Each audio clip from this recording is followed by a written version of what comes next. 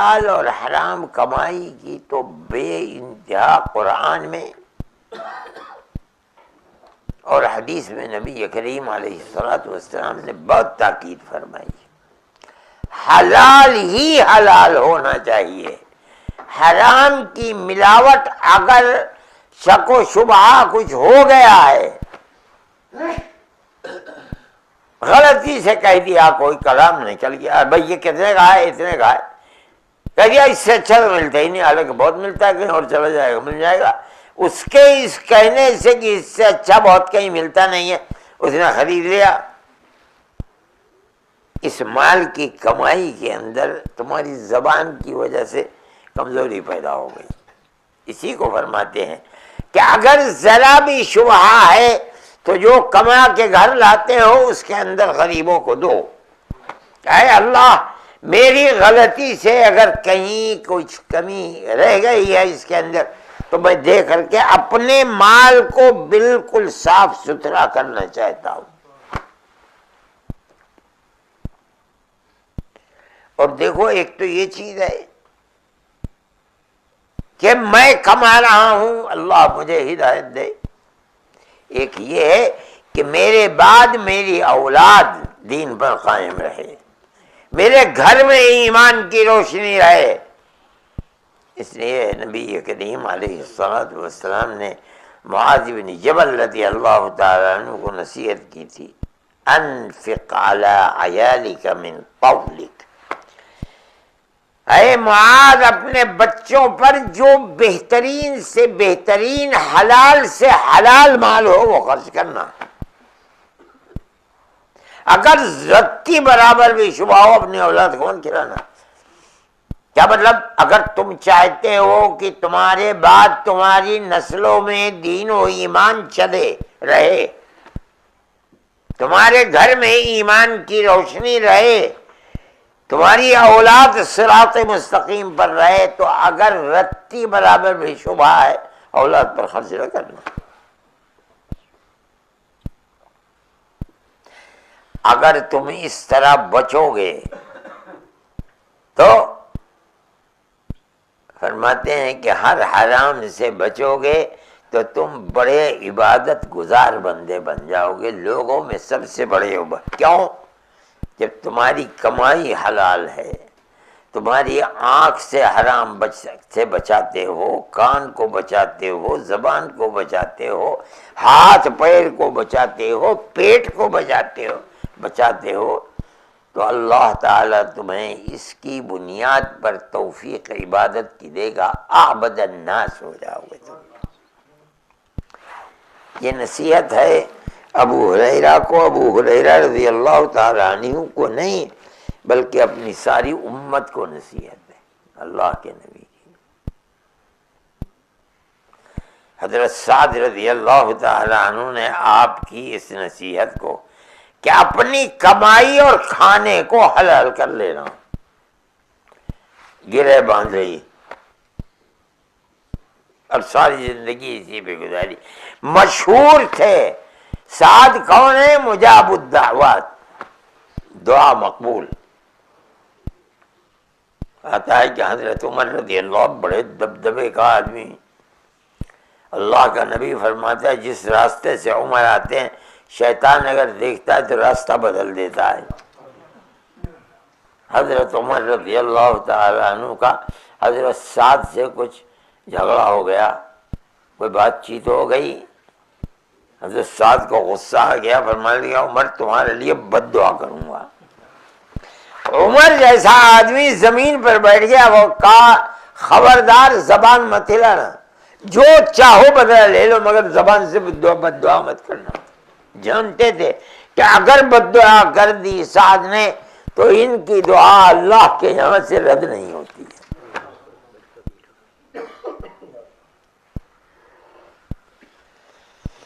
دوسری چیز فرماتے ہیں اس کو سمجھو. سب لوگ پیسے ہی کمانے کے لیے آئے ہیں، کوئی کعبۃ اللہ تو بھائی انگلینڈ کے اندر ہے نہیں، جو آئے ہیں پیسے ہی کمانے کے لیے آئے ہیں. اسلام میں پیسہ کمانے کی کوئی حد نہیں ہے، اتنا کماؤ اس کے بعد نہ کماؤ. چاہے جتنا کماؤ. اسلام میں بڑے بڑے دولت مند لوگ تھے. حضرت عثمان رضی اللہ عنہ کے نام کے ساتھ عثمان غنی کہا ہی جاتا ہے. اللہ کے نبی نے فرمایا غزوہ تبوک کے لیے کہ چندہ لاؤ، لا کر کے آپ کی گود کے اندر سونے کے 1000 سکے، بعض لوگ کہتے 3000 سکے ڈال دیے، اور آپ اس ہاتھ سے اس ہاتھ پر، اس ہاتھ سے اس ہاتھ پر کرتے ہو. کہتے آج عثمان نے جو کیا ہے اللہ کے راستے میں، اب عثمان کا ہر گناہ معاف ہے جو جی جائے گا. کہا جاتا ہے کہ 1000 اونٹ سواری کے لیے مجاہدین کے لیے بِأَقْتَابِهَا وَأَحْلَاسِهَا، جن جن چیزوں کو سوار کی ضرورت ہوتی ہے ان کے ساتھ ہے. تنہا حضرت عثمان رضی اللہ عنہ کتنے دولت مند لوگ تھے. یہ نہیں ہے کمانے کی کوئی حد نہیں، جتنا چاہے کماؤ مگر حلال کماؤ،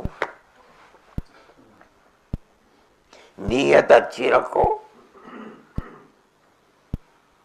چاہے جتنا کماؤ. لیکن کیا فرماتے ہیں؟ جو اللہ دے رہا ہے اس پر قناعت کرو. دائیں بائیں دیکھتے ہو یہ روزانہ 1000 پاؤنڈ گھر لے کر کے جاتا ہے، مجھے 5 پاؤنڈ اور 10 پاؤنڈ ہی ملتے ہیں نفع کے، لہذا اسی کے پیچھے دوڑو کمانے کے لیے. ملے گا وہی جو اللہ نے عالم ازل میں تقدیر میں لکھ دیا، اس سے نہیں ملے گا. خوب محنت کرو، کوشش کرو، کماؤ، جتنا مل جائے اللہ کا شکر ہے. دوسرے کو دیکھ کر اس کے پیچھے مت دوڑو. اگر یہ کرو گے تو قناعت دل کے اندر نہیں ہے. دل میں قناعت پیدا کرو. جو مل رہا ہے اللہ، میں تو ماں کے پیٹ سے یہ بھی لے کر کے نہیں آیا تھا، آپ نے دیا ہے، ٹھیک ہے، اس میں برکت عطا فرما. یہ فرماتے ہیں کہ اے ابو ہریرہ ورضا، راضی ہو جا جو اللہ نے تیری تقدیر میں لکھ کر دے دیا اس کو. بس اگر تو نے اپنے اندر یہ صفت پیدا کر لی، تکن اغنى الناس، تو اللہ کے بندوں میں سب سے بڑا غنی بن جائے گا، مالدار بن جائے گا. غنی دولت کی بنیاد پر نہیں، غنی وہ ہے جس کا دل غنی ہے، دوسرے کی دولت کو دیکھ کر اس کے اوپر نہیں دوڑتا ہے. کماتا ہے جو مل گیا، اے اللہ تیرا احسان ہے. یہ دوسری نصیحت کی تھی. ہر آدمی کماتا ہے، آئے ہی وہ کمانے کے لیے، چاہے جتنا کماؤ، لیکن لالچ کے ساتھ نہیں، دوسرے کو دیکھ کر نہیں. محنت کرو، کوشش کرو، جو مل جائے اللہ کا شکر ادا کرو. اسی کو فرماتے ہیں. ہو نہیں سکتا کہ دنیا کے سارے آدمی ایک ہی طرح کے ہوں. جو دنیا ہے یہاں دولت مند بھی رہتا ہے، فقیر بھی رہتا ہے. بڑے بڑے دولت مند فقیر ہو جاتے ہیں، بڑے بڑے فقیر دولت مند بن جاتے ہیں. ہمارے ملک کے پرائم منسٹر ہیں، کہتے ہیں میں چائے پلایا کرتا تھا کسی کے اس کے اندر ہوٹل میں، آج ملک کے وزیر اعظم بنے ہوئے ہیں. دولت کسی کا، اللہ جس طرح چاہتا ہے آدمی کی زندگی گزرتی ہے. آدمی کو اپنے دل میں قناعت رکھنی چاہیے. جو مل رہا ہے اے اللہ تیرا احسان ہے. اس کے لیے ضرورت سے زائد دوڑنا، حلال و حرام کو نہ دیکھنا، یہ اللہ اور اس کے رسول کی تعلیم نہیں ہے. محنت کرو خوب حلال طریقے کے اوپر، حرام طریقے پر نہیں. اس سے منع فرمایا ہے. آپ بازار تشریف لے گئے، ڈھیر لگے ہوئے تھے گیہوں کے، باجرے کے، جو کے، جوار کے، ہوں گے ڈھیر جو زمانے میں تھی. آپ نے ایک ڈھیر کے اندر ہاتھ ڈالا تو جو نیچے سے نکلا وہ بھیگا ہوا تھا. کہا یہ کیا ہے بھائی؟ کہا کہ یا رسول اللہ بارش برس گئی. اوپر کے دانے بھیگ گئے، میں نے پلٹ کر کے نیچے کے اوپر کر دیے، اوپر کے نیچے فرما دیے، ورنہ بھیگی ہوئی جو کو کون خریدے گا؟ آپ نے فرمایا جو کسی کو دھوکہ دے کے کماتا ہے وہ ہم میں سے نہیں ہے. ہم نے جو دین دیا ہے اس دین کے اندر یہ ناجائز ہے. ہم سے پہلے جو تھا زمانہ جاہلیت لوگ کیا کرتے تھے، لیکن ہم جس اسلام کو لے کر کے آئے ہیں وہ یہ نہیں ہے. جو اصلی چیز ہے اس رکھو سامنے. بھائی تمہارے جی چاہے لے لو، نہ جی چاہے نہ لو. دھوکہ دے کر کے کمانا، اب یہ کتنی یعنی چھوٹی سی چیز ہے، نیچے کا اوپر کر دیا، اوپر کا نیچے کر دیا. آپ فرماتے ہیں ہم میں سے نہیں ہے. اس کا مطلب محدثین فرماتے ہیں کہ ہم میں سے نہیں ہے کا مطلب کیا ہے؟ ہم سے پہلے کا جو حال تھا تم نے اس حال کو پکڑ رکھا ہے. جو ہم دین لے کر کے آئے ہیں، جو دکھلاتے ہیں سکھلاتے ہیں، تم اس دین کے اوپر عمل نہیں کر رہے ہو. یہ مطلب ہے میرے بھائی. حلال اور حرام اسلام کے اندر ہے ہی ہے، اس لیے اور کسی دنیا کے ملک کے دین کے اندر ہے ہی نہیں حلال حرام. کوئی دیکھے پوچھے عیسائیوں کیا کہاں ہے حلال حرام؟ وہ تو حضرت عیسیٰ نے وہ کہتے ہیں کہ موت آئی ان کو پھانسی پر چڑھ کر کے، انہوں نے ساری امت کے گناہوں کو معاف کرا دیا، اب جو جی چاہے کرو تم معاف. ہم جس ملک میں رہتے ہیں وہاں ہندوؤں کا مذہب جانتے ہی نہیں حلال کیا ہے حرام کیا چیز ہے. دنیا کے روئے زمین کے اوپر زمین پر بسنے والوں میں صرف مسلمان ہے جس کے پاس حلال ہے حرام ہے. اور رسول اللہ کی وہ تعلیم جو 1400 سال پہلے اس نے دی، آج تک وہ تعلیم زندہ ہے. دو چیزیں. تیسری چیز فرماتے ہیں احب للناس ما تحب لنفسک تکن. اگر تو سچا پکا مومن بننا چاہتا ہے تو ہر آدمی کے لیے وہی چیز پسند کر جو اپنے لیے پسند کرتا ہے. اپنے لیے عزت چاہتا ہے، ہر آدمی کے لیے عزت چاہ. اپنے لیے صحت اور تندرستی چاہتا ہے، ہر ایک کے لیے سے ہر ایک احب للناس، لوگوں کے لیے ہر اس چیز کو پسند کر جو تو اپنے لیے پسند. یہ نہیں فرمایا کہ مسلمانوں کے لیے نہیں، لوگوں کے لیے. مطلب ہے چاہے ہندو ہو، چاہے مسلمان ہو، چاہے عیسائی ہو، چاہے یہودی ہو. اسلام کی تعلیم یہ ہے کہ تو دنیا اللہ کے ہر بندے کے لیے وہی چیز پسند کر جو تو اپنے لیے چاہتا ہے. تیرے دل کے اندر یہی چیز ہونی چاہیے اور آگے بڑھ سکتے ہیں. نہیں، اللہ کے ہر مخلوق کے لیے وہی چاہو. تو اپنے لیے پیٹ بھرنا چاہتا ہے، بلی کتے کے لیے بھی پیٹ بھرا ہوا چاہ. نبی کریم علیہ السلام نے ایک بنو اسرائیل کی ایک عورت کا قصہ سنایا کہ اس عورت نے بلی کو باندھ کر اپنے گھر میں رکھ لیا، نہ اس کے پیٹ کو بھرنے کے لیے اپنے پاس سے کچھ دیا اور نہ اس کو چھوڑا وہ خود اپنے کھانے پینے کا بندوبست کر لیتی، یہاں تک کہ وہ مر گئی. اللہ نے اس کے اوپر موت کے بعد عذاب دیا. اس کا مطلب یہ ہے کہ اسلام کی جو دعوت ہے وہ یہ نہیں ہے کہ ہر انسان ہی مسلمان ہی کے ساتھ اچھا کرو، نہیں، ہر انسان ہر آدمی کے ساتھ اچھا کرو اور آگے بڑھو، خدا کی ہر مخلوق کے ساتھ اچھا کرو. یہ تعلیم ہے رسول اللہ صلی اللہ علیہ وسلم. کیا مطلب ہے؟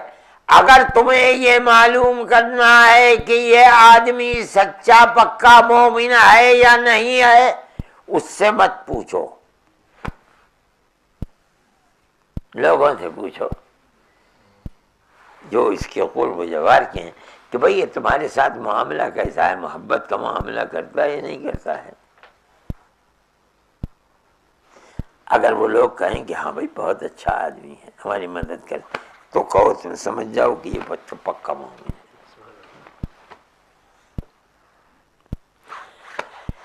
یہ انسان کو تعلیم ہے اللہ کے نبی کی امت کے لیے، پریشان حال ہے، برباد ہے، تباہ ہو رہا ہے، کہ میری اس معاملے میں مدد کر دو، جو کر سکتے ہو وہ مدد کرو اس کے، جو نہیں کر سکتے مت کرو، بھائی میں نہیں، میرے پاس اتنا نہیں ہے، نہ میں کر پاتا ہوں نہ میں جانتا ہوں۔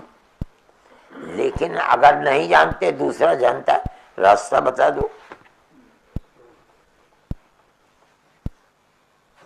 اس سے کوئی بحث نہیں کہ اس کا مذہب کیا ہے۔ اللہ کا نبی فرماتا ہے لوگوں کے لیے ہر اس چیز کو پسند کر جس کو تو اپنے لیے پسند کرتا ہے۔ حسد نہ ہو کہ جو اس کے پاس ہے وہ لٹ جائے، اس کی اولاد مر جائے، اس کا کاروبار ہے دفن ہو جائے، ختم ہو جائے، آگ لگ جائے، نہیں۔ اگر تو سچا پکا مومن بننا چاہتا ہے تو یہ ہے صورت۔ 3 نصیحتیں۔ چوتھی نصیحت فرماتے ہیں احسن الی جارک کن مسلما او مومنا، اے ابو ہریرہ اپنے ہر پڑوسی کے ساتھ اچھا معاملہ کرنا، تب تو سچا پکا مسلمان بنے گا۔ ہر پڑوسی، چاہے اس کا مذہب کچھ بھی ہو، اس سے کوئی بحث نہیں۔ حضرت عبداللہ ابن عمرو بن العاص رضی اللہ تعالی عنہ کے یہاں بکری ذبح ہوئی، کھانے کا وقت ہو گیا، گھر میں گئے، بیٹھے نہیں کھانے کے لیے، یہ بتاؤ کہ میرا پڑوسی جو یہودی ہے اس کے یہاں بھیجا نہیں بھیجا؟ یہودی، یہ بتاؤ اس کے یہاں بھیجا نہیں بھیجا؟ ہمیں نبی کریم علیہ السلام نے فرمایا ہے کہ ہمارے ساتھ اللہ کے نبی نے اتنی، اللہ کے فرشتے نے، وحی نے، اللہ نے اتنی تاکید فرمائی، اتنی تاکید فرمائی پڑوسی کے ساتھ اس نے شروع کی کہ مجھے یہ لگنے لگا کہ ہو سکتا ہے جیسے بھائی کے مال میں پڑوسی کا حصہ ہوتا ہے، کہیں وراثت میں پڑوسی کو حصہ نہ ملے۔ یہ اللہ کے نبی کی اس عمل، اس تاکید کا صدقہ ہے کہ صحابی یہ سمجھ رہا ہے یہودی بھلا سے جو چاہے مذہب کا ہو، ہمیں جو ہدایت کی گئی ہے پڑوسی کے ساتھ حسن عمل کی، مذہب کی بنیاد پر نہیں، جو پڑوسی ہے پڑوس کی بنیاد کے اوپر ہے۔ اللہ کے نبی نے بہت زیادہ قرآن کے آیات کے اندر والجار الجنب والصاحب بالجنب ومن السبیل، پڑوسی ایک تو وہ جس کا گھر آپ کے برابر میں، والجار الجنب وہ پڑوسی جو آپ بس میں بیٹھے ہوئے ہیں آپ کے برابر میں، وہ بھی پڑوسی ہے۔ ہوائی جہاز میں بیٹھے ہیں جو آپ کے پڑوس میں بیٹھا ہوا ہے برابر میں، وہ بھی پڑوسی ہے۔ آپ اس کے ساتھ بھی خیال رکھیے اپنے اخلاق کا۔ آپ اگر کچھ کھا رہے ہیں اس کو پیش کیجئے کہ بھائی یہ کھاؤ، بہت بہترین ہے، مزیدار ہے، کھا کے دیکھو۔ آپ کا یہ عمل قرآن کی اس تعلیم کے مطابق ہے کہ جو 5ویں سپارے کے اندر ہے وَاعْبُدُوا اللَّهَ وَلَا تُشْرِكُوا بِهِ شَيْئًا وَبِالْوَالِدَيْنِ إِحْسَانًا وَبِذِي الْقُرْبَى وَالْيَتَامَى وَالْمَسَاكِينِ وَالْجَارِ ذِي الْقُرْبَى وَالْجَارِ الْجُنُبِ وَالصَّاحِبِ بِالْجَنبِ، جو برابر میں بیٹھا ہوا ہے اس کے ساتھ بھی حسن سلوک کرو۔ یہ اسلام کی تعلیمات ہے، میں کوئی بات اپنی طرف سے نہیں کہہ رہا ہوں۔ اللہ کے نبی نے اپنی امت کو ان تعلیمات سے یہ بتایا کہ اسلام کس طرح پھیلے گا، دنیا کے اندر. صحابہ پکڑ کر کے بیٹھ گئے. آپ کے تشریف لے جانے کے بعد جنگلوں کے اندر افریقہ کے گھس گئے اسی تعلیم کو لے کر کے. پورا ملک ایک آدمی کے ہاتھ پر ایمان لے آیا. ہم نے چھوڑ دیا, دنیا ہماری طرف تھوک دی ہے.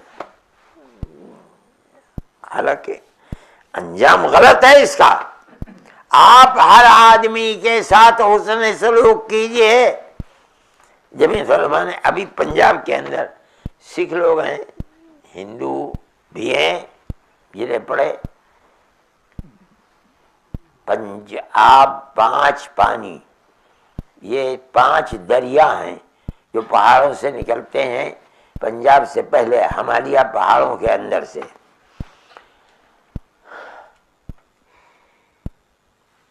ستلج, بیاس, راوی, چناب, جہلم, یہ 5 ہے.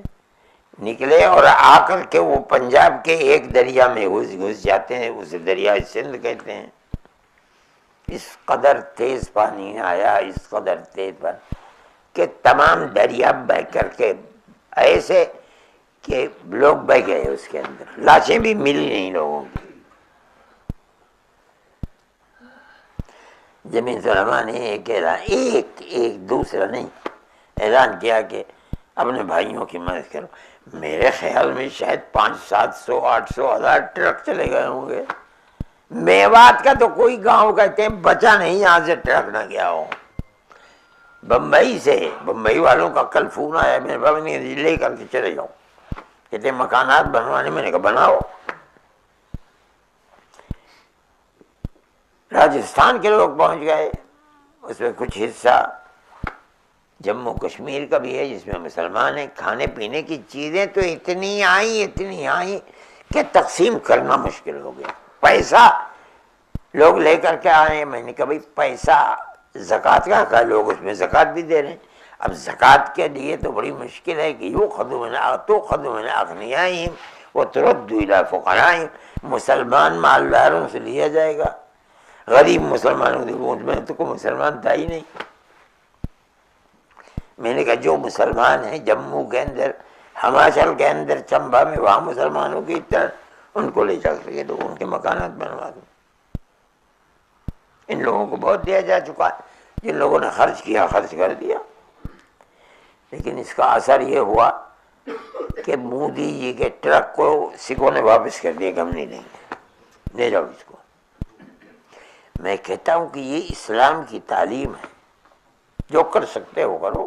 مسلمان نے دل کھول دیا. سکھ کی اتنی قربت مسلمان سے, 47 میں تو مسلمانوں نے پاکستان میں سکھوں کو قتل کیا اور سکھوں نے یہاں مسلمانوں کو قتل کیا. آج کے ماحول میں جتنی ان کے دل میں جگہ مسلمانوں کی کسی کی جگہ نہیں. آپ بھی یہ کر سکتے ہیں. آپ اپنے ملک کے اندر ہر آدمی سے خوشی سے ملیں, ضرورت کے وقت اس کی مدد کریں. یہی اسلام کی تعلیم ہے. اپنے اڑوس پڑوس کو دیکھیے کون ہے. یہ نہیں کہ وہ صبح کو چلا جاتا ہے کاروبار میں, رات میں آتا ہے پتہ ہی نہیں کیا ہے. آپ اپنے کاروبار میں چلے جاتے ہیں, موت ہو رہی تب کچھ پتہ نہیں, زندہ ہے تب کچھ پتہ نہیں. ایسا معاملہ رکھو کھلانے پلانے کا, بلانے کا, جس معاملے سے یہ محسوس ہو کہ بھئی یہ ہے اسلام. ہم تو سمجھتے تھے کہ اسلام قتل و غارت گری اور جہاد کا مسلک ہے. یہ کیسا مذہب ہے؟ یہ تو ایسی محبت کا معاملہ کرتے ہیں. یہ کرنا چاہیے. اگر یہ کریں گے آپ تو آپ اپنے فائدے, اسلام کا فائدہ ہوگا. دنیا یہ جانے گی کہ اللہ کے نبی حضرت محمد صلی اللہ علیہ وسلم جس دین کو لے کر کے آئے تھے وہ دین ہے کیا چیز. یہ ہے چیز دین. میرے بھائی یہ 4 نصیحتیں تھیں معاملات کی. رہن سہن کیسا ہو. 5ویں نصیحت بھی قریب اس کے ہے, لیکن آدمی کی زندگی کو سبق دیا جا رہا ہے لا تکثر الضحک فإن کثرۃ الضحک تمیت القلب. اور اے ابو ہریرہ ہر وقت ہنستے ہی مت رہنا. ہنسو، ضرورت کے وقت آ جائے تبسم کر دو، ہنسو، لیکن زیادہ مت کرو. کیوں؟ زیادہ اپنی موت کو یاد رکھو. خدا جانے ہر نماز کو اس طرح پڑھو، ہو سکتا ہے یہ آخری نماز ہے، اس کے بعد زندگی نہ رہے. آپ نے فرمایا اکثروا ذکر حازم اللذات، دنیا کے عیش و عشرت اور لذتوں کو بھسم کر دینے والی چیز کو کثرت سے یاد کرو، یعنی موت. آدمی ہنستا ہی رہتا ہے، اس کا مطلب یہ کہ موت یاد نہیں. جسے یہ لگے کہ میرے سر پر موت ہے وہ ہنسے گا. اس لیے فرماتے ہنس لو کبھی، لیکن زیادہ تر ہنسو مت، زیادہ تر اپنی موت کو یاد کرو. میرے بھائی یہ سبق بڑا عجیب و غریب ہے. فرماتے ہیں کثرت الضحک تمیت القلب، زیادہ ہنسنا دل کو موت دے دیتا. یہ نبی کا فرمان ہے. ساری دنیا کہتی ہے زیادہ ہنس رہا ہے، یہ تو دل زندہ ہے اس کا، مر کہاں رہا ہے، مرتا تو ہنستا نہیں. اللہ کا نبی فرماتا ہے جس دل میں موت کا تصور نہیں ہے ہنس رہا ہے، اس کا مطلب ہے مر چکا دل ہے. دنیا کا ہے زندہ ہے نہیں. آخرت کو یاد کرنے والا دل زندہ ہے. اس سے غافل دل جو ہے وہ اللہ کے نبی کی نظر کے اندر مرتا نہیں ہے، زندہ نہیں ہے. یہ 5 نصیحتیں حضرت ابو ہریرہ رضی اللہ تعالیٰ عنہ کی 5 انگلیوں پر نبی کریم علیہ السلام نے گن کر دے دی تھی. میرے بھائی، اسلام میں نماز، روزہ، حج، زکوٰۃ بہت بڑی چیز ہے، عبادت. لیکن یہ سمجھنا کہ بس جس نے نماز پڑھ لی، حج کر لیا، زکوٰۃ دے دی، رمضان کے روزے رکھ لیے، اسلام کو پورا کر دیا، یہ غلط ہے. اسلام کی 3 بنیادیں ہیں. 3 بنیادیں. سب سے پہلی بنیاد عقیدہ ہے، لا الہ الا اللہ محمد رسول اللہ. اس کے بعد عبادات ہیں. وہ عبادات 4 ہیں: حج، روزہ، نماز، زکوٰۃ. سب سے اول نمبر نماز کا ہے. صحابہ نے پوچھا ای شیء احب الی اللہ تبارک و تعالی بعد الایمان باللہ. اے نبی علیہ السلام، ایمان کے بعد اللہ کو سب سے زیادہ محبوب کون سی چیز ہے؟ فرمایا الصلاۃ لوقتہا، نماز کو اپنے اپنے وقت میں پڑھ لینا. جیسے نماز کو چھوڑ دیا گویا کہ اس نے اپنے دین کو چھوڑ دیا. صحیح ہے، لیکن یہ سمجھنا کہ جس نے عبادتیں کرنی، تیسری چیز اور ہے دین. وہ ہے معاملات، رہن سہن، ویوہار، معاشرت کس طریقے کی ہے. ایک آدمی دوسرے آدمی کے ساتھ کس طرح رہے، اپنے ماں باپ کے ساتھ کیسے رہے، اپنی بیوی بچوں کے ساتھ کیسے رہے، اڑوس پڑوس کے ساتھ. نہیں، آگے بڑھو. آدمی مسلمان آدمی کے ساتھ کس طرح رہے، وہ یہی ہے جو اللہ کے نبی نے فرمایا. میں نے آپ کے سامنے پڑھا. یہ اسلام کی بڑی بنیادی چیز ہے. اسلام مسلمانوں کے روزے نماز سے نہیں پھیلا دنیا میں. حج کرنے سے اسلام کیا پھیلے گا؟ اسلام پھیلا ہے مسلمانوں کے غیر مسلموں کے ساتھ ویوہار، رہن سہن، معاشرت. اس سے اسلام پھیلا ہے. بھائی یہ لوگ ایسے ہیں، اپنے دین پر اس طرح مرتے ہیں، ان کی معاشرت ایسی ہے، مذہب کی بنیاد پر تفریق نہیں کرتے ہیں، رہن سہن ان کا. جہاں گئے ایک ایک آدمی کے ہاتھ پر پوری قومی محلہ. افغانی لوگ کہتے ہیں کہ دنیا میں ایسے ملک کم ہے جس پورے ملک اور پوری برادری اور قبیلے نے ایک دم ایمان کو قبول کیا، ہم نے قبول کیا، سارا افغانستان ایک دم اسلام کو قبول کرنے والا بن گیا۔